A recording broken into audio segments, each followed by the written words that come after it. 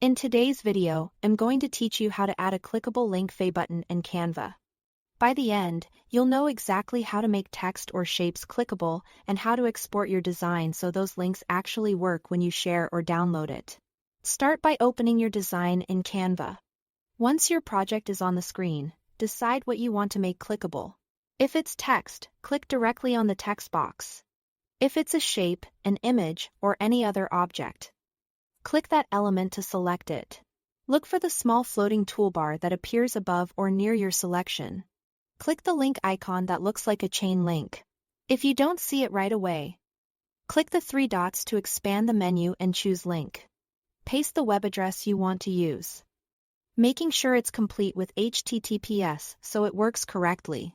You can also link to a specific page within your Canva document, which is handy for multi-page PDFs like brochures or slide decks. When you are done, click Done. If you only want part of a sentence linked, highlight just those words before adding the link. Now let's create a clickable button. Go to the Elements tab and choose a shape, such as a rectangle or a rounded rectangle, to serve as your button background. Resize and position it where you want. Then add a text box on top with your call to action, like Learn More or Download Now. Select the shape and the text together and group them so they act as a single element. Grouping is important because it ensures the entire button area becomes clickable, not just the text. With the grouped button selected, use the same link option as before to add your URL or link it to a page in your document.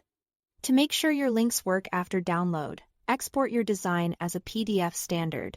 Click Share, then Download, and choose PDF Standard from the File Type dropdown. Before you export, confirm that Flatten PDF is unchecked. Flattening removes interactivity and will break your links. Also keep in mind that links won't work in image formats like PNG or JPG, and they won't be active in flattened or printed versions. After downloading, open the PDF and test the links to confirm they're clickable. That's it. Thanks for watching.